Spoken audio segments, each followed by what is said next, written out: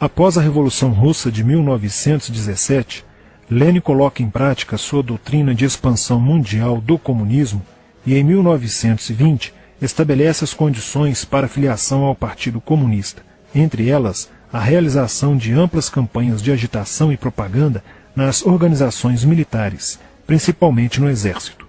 Em 25 de março de 1922, nasce o Partido Comunista do Brasil, o PCB. O novo partido aceitava as ordens diretas de Moscou. Em 1927, partindo da teoria à prática, o PCB criou uma frente única operária e iniciou um trabalho de infiltração nos quartéis, influenciando Luiz Carlos Prestes, capitão do Exército, a aderir ao comunismo, fato que se deu em março de 1931. Em abril de 1935, Prestes foi incumbido pela direção da Internacional Comunista de promover um levante armado no Brasil. O movimento tinha por objetivo derrubar o presidente Getúlio Vargas e tomar o poder. Liderados pela Aliança Nacional Libertadora, militares inclinados ao comunismo iniciaram a rebelião no dia 23 de novembro de 1935, dentro dos quartéis em várias partes do país. Mas devido à falta de organização dos ataques e à ausência do apoio popular, o exército derrotou os comunistas e evitou o golpe de Estado. Em seguida, Prestes é preso e perde a patente de capitão. Com o advento da Segunda Guerra Mundial e a invasão da Rússia pelos nazistas, a política exterior soviética muda e Stalin tenta ganhar o apoio das democracias ocidentais. O PCB redireciona sua política seguindo disciplinadamente a orientação de Moscou e apoia Getúlio Vargas. Após o final da Segunda Guerra Mundial, o PCB reinicia a agitação das massas populares e tenta desestabilizar o governo Dutra através de uma política conspirativa. Durante toda a década de 50, Moscou, através de suas redes apoiadas pelos partidos comunistas no mundo inteiro, tentava desestabilizar as democracias ocidentais. Como consequência, nessa época, em muitas universidades ocidentais, predominava uma visão social esquerdista, sendo que grande parte do terceiro mundo aclamava o modelo soviético como a estrada para a justiça social. Muitos intelectuais se declaravam marxistas. Assim, a conjuntura era altamente favorável ao comunismo, o que provocou sua expansão dramática até o final da década de 50, com a vitória da Revolução Cubana. Isso fez o PCB defender com mais intensidade a luta armada como a única solução viável e progressista dos problemas brasileiros. A União Soviética, destinada a aumentar o seu campo de influência no continente americano, despertou interesse pelo Brasil, um país de dimensões imensas, fronteiriço com quase todos os países da América do Sul, país estratégico no cenário mundial que poderia pender o fiel da balança para o lado comunista. Nos primeiros anos da década de 60, o Brasil passou a viver período de crescente instabilidade política, militar e institucional. Em 1961, Luiz Carlos Prestes encontrou-se com Nikita Khrushchev em Moscou para planejar a Revolução Agrária no Brasil. Neste mesmo ano, no governo de Jânio Quadros, o Partido Comunista Brasileiro enviou a Cuba, com o apoio de Fidel Castro, dezenas de brasileiros para o treinamento político-militar, visando a preparação de quadros revolucionários para desencadear ações de guerrilha rural e urbana no Brasil. Os chineses também colaboraram para a tentativa de implantação do comunismo no Brasil, recebendo na Academia Militar de Pequim, em 1962, um primeiro contingente de brasileiros, visando a formação de quadros guerrilheiros para o movimento que viria a ser implantado na região do Araguaia. No Nordeste do Brasil, Francisco Julião organizava as ligas camponesas, com militantes treinados em Cuba. O apoio cubano concretizou-se no fornecimento de armas e dinheiro, além da compra de fazendas em Goiás, Acre, Bahia e Pernambuco, para funcionar como campos de treinamento. No dia 4 de dezembro de 1962, o jornal O Estado de São Paulo noticiou a descoberta e o desbaratamento de um campo de treinamento de guerrilha no estado de Goiás, em uma das 3 fazendas pertencentes às ligas camponesas. Enquanto isso, Goulart governava o país de uma forma pendular. Ora pendia para o lado dos comunistas, ora para o lado dos conservadores.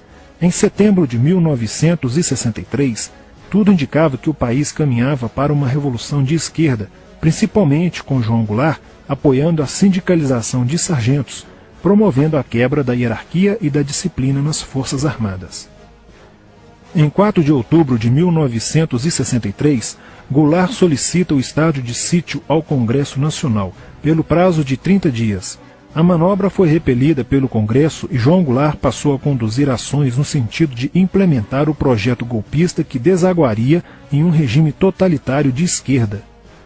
Insuflado e orientado por seu cunhado Leonel Brizola, pregava a necessidade de reformas de base e a implantação de uma república sindicalista. Controlando o aparelho sindical, o governo promovia o grevismo, a anarquia e o caos. O país passou a viver dias de intranquilidade, estagnação econômica e inflação descontrolada. Em meio à crescente radicalização do ambiente político, Leonel Brizola era a liderança que unificou as esquerdas na frente de mobilização popular, criando o grupo dos 11 companheiros para tomar o poder pela luta armada. Segundo Brizola, o grupo dos 11 seria a vanguarda avançada do movimento revolucionário, a exemplo da Guarda Vermelha da Revolução Socialista de 1917 na União Soviética. Alheio às críticas que lhe endereçavam militares e oposição civil, João Goulart e o PCB mantinham entendimentos constantes. No dia 13 de março de 1964, um comício realizado na Praça Central do Brasil, no Rio de Janeiro, ficou conhecido como a Comissão das Reformas. Mais de 100 mil pessoas participaram, pedindo a legalização do PCB e a entrega de armas ao povo para a luta armada. No palanque estavam João Goulart, Miguel Arraes e Leonel Brizola. No dia 19 de março aconteceu a primeira Marcha da Família com Deus pela Liberdade, que reuniu 800 mil pessoas em oposição ao comício do dia 13, em demonstração do descontentamento de grande parte da população com os rumos que tomava a situação nacional, principalmente devido à impressionante demonstração de força, o tom radical dos discursos de Arraes e Brizola e a profusão de cartazes com a foice e o martelo.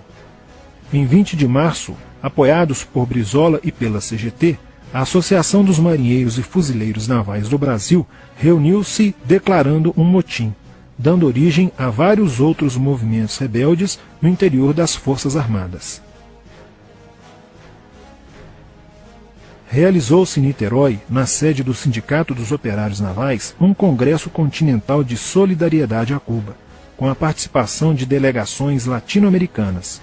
Luiz Carlos Prestes manifestou o desejo de que o Brasil fosse a primeira nação da América do Sul a seguir o exemplo de Cuba, se tornando uma nação comunista.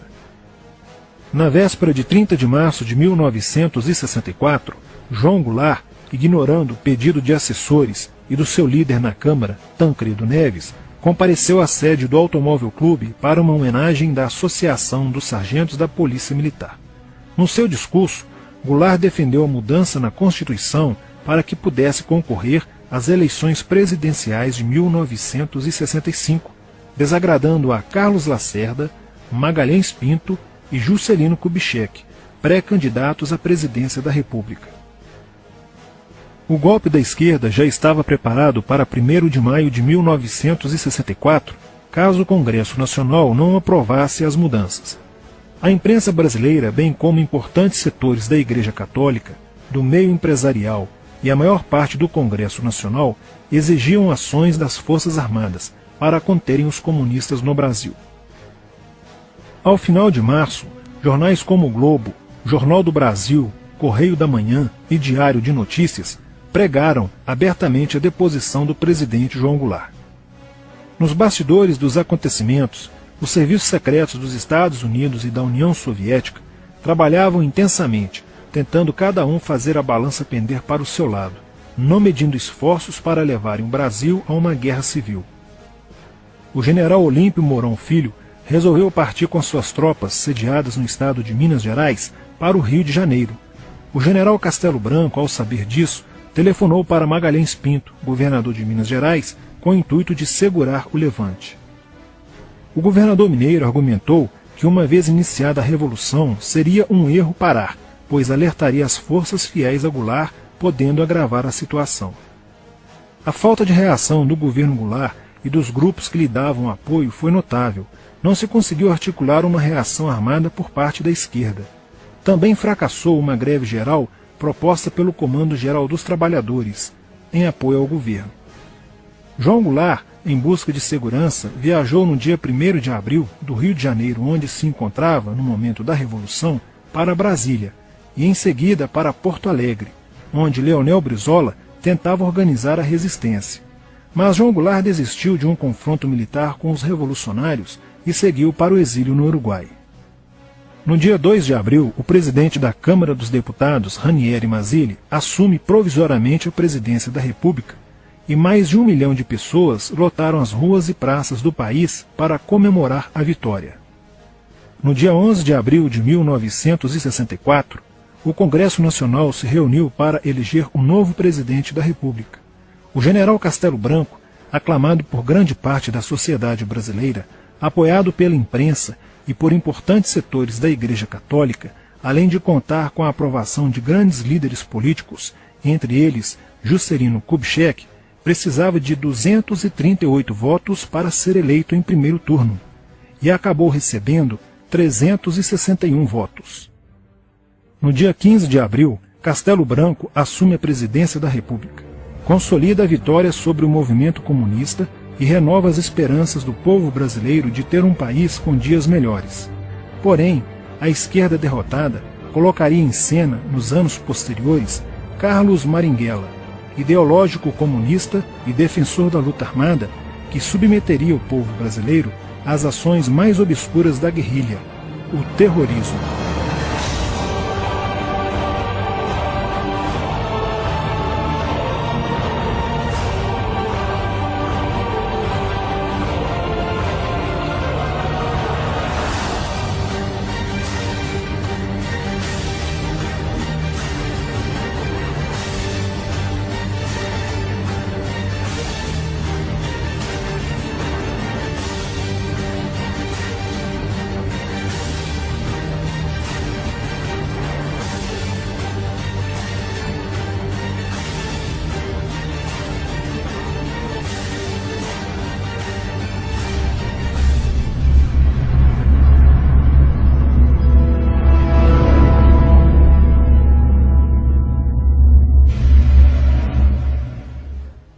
Em 1959, quando Fidel Castro anunciou ao mundo que sua revolução era comunista, passou a ser apoiado por Moscou.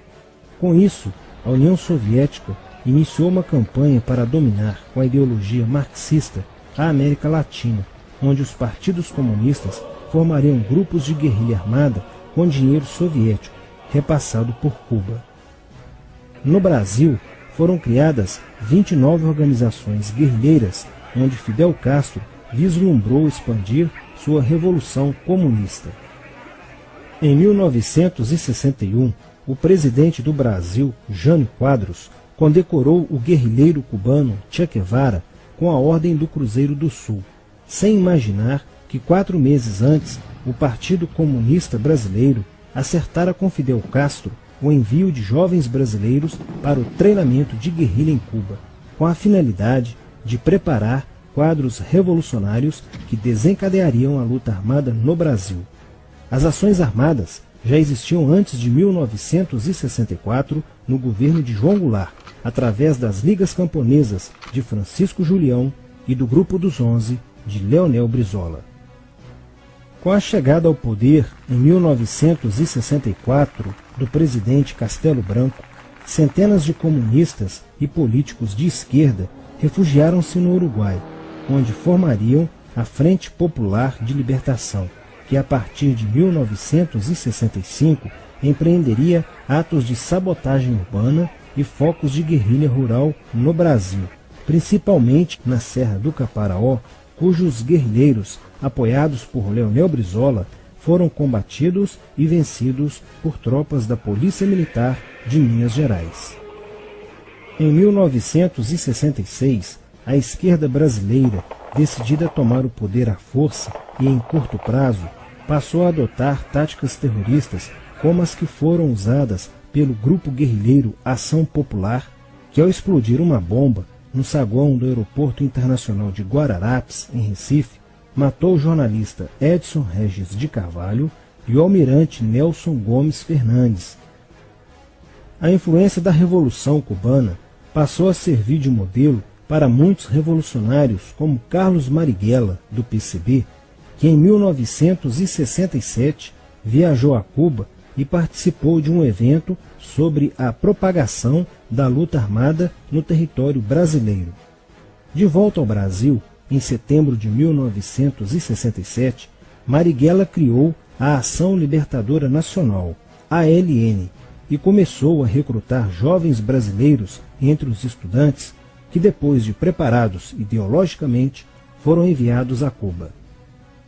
Em 1968, com a chegada ao Brasil do primeiro contingente da ALN de guerrilheiros formados em Cuba, entrou em cena Carlos Lamarca, capitão do Exército e militante da Vanguarda Popular Revolucionária, VPR, que se uniu a Marighella e em janeiro de 1969 explodiu 50 quilos de dinamite no QG do 2º Exército, matando na explosão o soldado do Exército Mário Cosel Filho e ferindo 6 militares. E ainda, na cidade de São Paulo, os guerrilheiros avançaram com um veículo roubado e abordaram o capitão Chandler, do Exército dos Estados Unidos, que se encontrava no interior de um automóvel quando saía de sua residência. Chandler foi morto por uma rajada de metralhadora em frente da esposa e do filho de 9 anos. O Comando de Libertação Nacional, Colina, criado em Belo Horizonte no ano de 1968, executou na capital mineira vários assaltos a agências bancárias e atentados à bomba.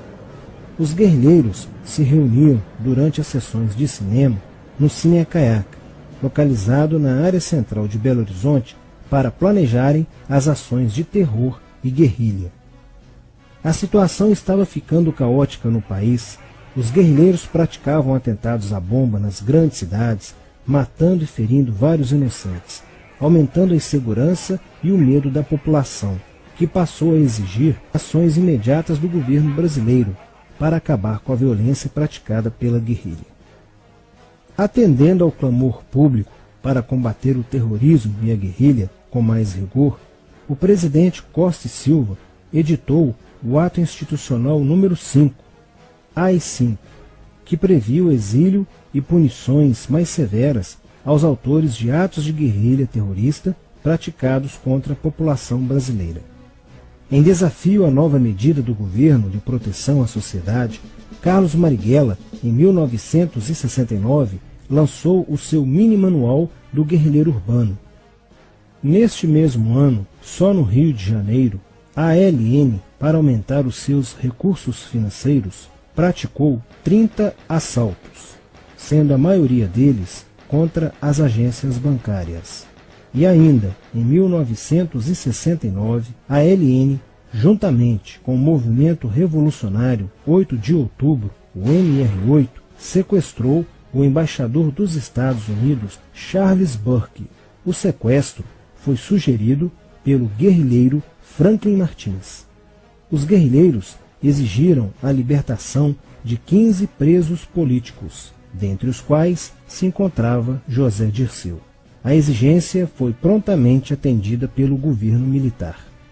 A ALN estava prestes a sofrer um grande golpe quando Marighella começou a cair. Após a prisão de um militante de sua organização, no dia 1º de outubro de 1969. Os dados fornecidos pelo militante da ALN preso coincidiram com informações prestadas por outro militante da VPR, que também denunciou o envolvimento de vários religiosos com grupos de guerrilha, entre eles Frei Beto.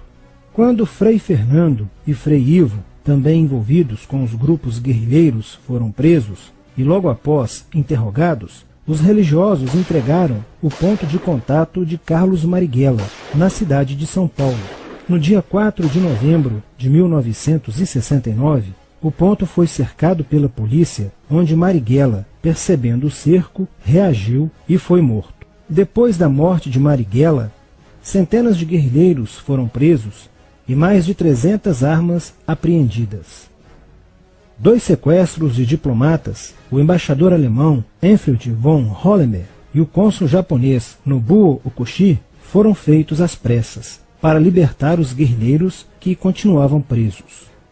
Inspirados no marxismo cultural, vários militantes da esquerda brasileira iniciaram a estruturação de uma organização que se infiltrou nas faculdades brasileiras, bem como no meio artístico e cultural e principalmente nas edições de jornais, setores estes com grande poder de influência sobre a formação da opinião popular.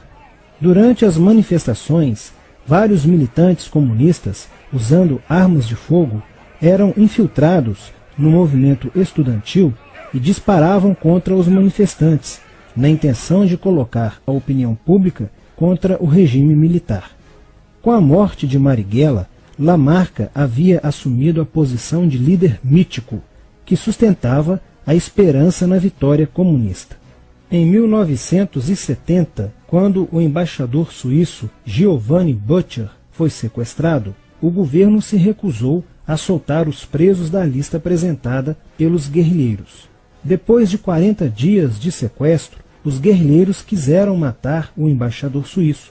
Porém, o governo militar cedeu e as exigências dos guerrilheiros sequestradores foram atendidas, preservando a vida do diplomata. Na cidade de São Paulo, o cerco sobre a vanguarda popular revolucionária, liderada por Carlos Lamarca, estava se fechando. Isso fez com que Lamarca fugisse para o Vale da Ribeira e montasse um campo de treinamento para a guerrilha. Na tentativa de descobrir este campo, tropas da Polícia Militar do estado de São Paulo foram deslocadas para a região. No dia 8 de maio de 1970, um pelotão comandado pelo tenente da Polícia Militar, Alberto Mendes Júnior, foi emboscado e rendido por guerrilheiros da VPR. O tenente Mendes foi feito refém e obrigado a seguir com os guerrilheiros na direção de Sete Barras. Depois de um dia e meio andando pela mata, Lamarca formou um tribunal revolucionário e decidiu matar o tenente Mendes, que teve o crânio esmagado por coronhadas de fuzil desferidas pelos guerrilheiros Diógenes e Fujimori. Apesar do cerco, Lamarca conseguiu escapar e em 1971 chegou ao sertão da Bahia. Depoimentos de guerrilheiros presos em Salvador levaram o exército ao esconderijo de Lamarca, que, estando armado de metralhadora, reagiu à prisão e foi morto. Após a morte de Lamarca, o número de militantes presos era bem maior que o número de guerrilheiros em ação no Brasil. Os guerrilheiros, percebendo que o cerco estava se fechando, passaram a sequestrar aviões comerciais e obrigar o piloto a desviar para outro país, onde pudessem se exilar. 4 desses aviões foram desviados para Cuba. Os guerrilheiros comunistas estavam perdendo a guerra. Os militantes que abandonavam as armas eram acusados de traição nos tribunais vermelhos e executados pelos próprios companheiros, em atos de justiçamento. Já no início de 1971, o PCdoB conduzia o trabalho de campo na região do Araguaia, na divisa entre os estados de Goiás, Pará e Maranhão, com a missão de implantar um núcleo guerrilheiro que tinha por objetivo fomentar uma revolução socialista, onde centenas de guerrilheiros já haviam se estabelecido há pelo menos 6 anos. No início de abril de 1972, o presidente Médici enviou à região do Araguaia equipes especializadas em inteligência que, da busca do conhecimento sobre a atividade clandestina, logo efetuaram as primeiras prisões, entre elas a de José Genuíno, primeiro guerrilheiro preso no Araguaia.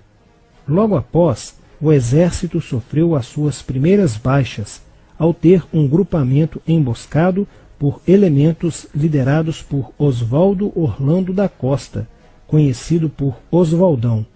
Isso fez com que o exército passasse a empregar tropas convencionais que cercaram toda a região do Araguaia.